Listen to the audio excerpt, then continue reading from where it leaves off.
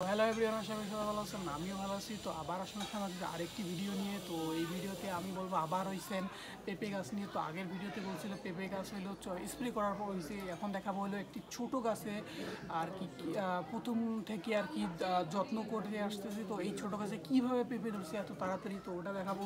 তো ওটা দেখবেন কত ছোট গাছে ফুল থেকে কি একটু একটু করে পেঁপে হয়েছে। তো হয়েছে তো ওটাই মেলা, তো ওটা হয়েছে যেহেতু ওটা তো আস্তে আস্তে হবে, আরও বড় হবে, খাওয়ার উপযোগী হবে। তো ওই ছোট বয়সে কীরকমভাবে আপনারা পেয়ে পাবেন এটাও বলতেছি। তো অবশ্যই আপনাদের গাছকে যখন হবে তো গাছকে পর্যাপ্ত পরিমাণে সার দিতে হবে, পানি দিতে হবে এবং গাছকে কি পোকামাকড় জীবাণুনাশকের স্প্রে মারতে হবে। তো আমি এগুলো সব এটা সুন্দরভাবে করছি এই জন্যে। তো এই জন্যে আর কি এইটা এত সুন্দর, এত ছোট থাকতে আমি এতগুলো ফল পাচ্ছি। দেখবেন কতগুলো ফুল আসছে এবং পেঁপে একটা এত বড় প্রায় হয়ে গেছে না? জি, এত বড় হয়ে গেছে। তো এইটা আপনারা করবেন, আসেন দেখে নিন। তো এই হচ্ছে সেই আমার পেঁপের গাছ, দেখেন গোড়াটি দেখেন।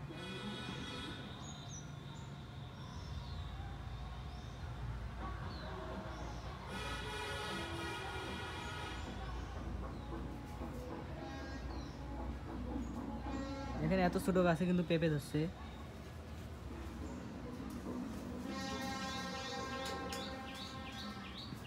এত ছোট গাছে, এই দেখেন এত ছোট গাছে পেঁপে ধরছে।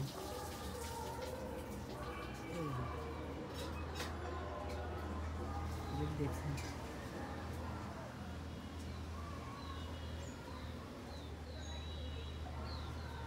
প্রথমে পেঁপের ফুল হবে আপনার এই যে এইরকম, তারপরে আসবে এইরকম, তারপরে হবে এইরকম, তারপরে এইরকম হয় কিছুটা বার হয়, আবার এইরকম, তারপরে আবার এইরকম।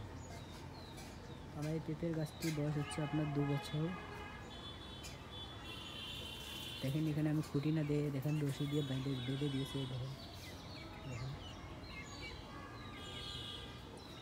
তো পাতাগুলি দেখেন, পাতাগুলি দেখেন কমরাঙ্গার মতো। পেছন দিকটি আমি ধরতে পারতেছি না।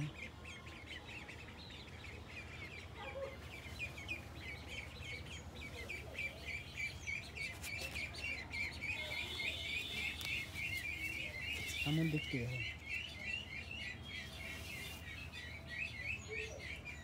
তো আপনাদের যদি কোনো চারা প্রয়োজন হয় তাহলে আমাদের এখানে সরাসরি আপনারা চারা নিতে পারবেন। তো দেখেন আমরা যে চারা দিচ্ছি এটা থেকে দেখেন অলরেডি দেখেন পেঁপে ধরে গেছে। বাকি গাছগুলো তো দেখেন এই পেঁপেটা কিন্তু আবার পেকে গেছে, এই দেখেন পেকে গেছে। তো চারাগুলো আমরা অবশ্যই দিতে পারবো। তো আজকে এই পর্যন্ত ভিডিও।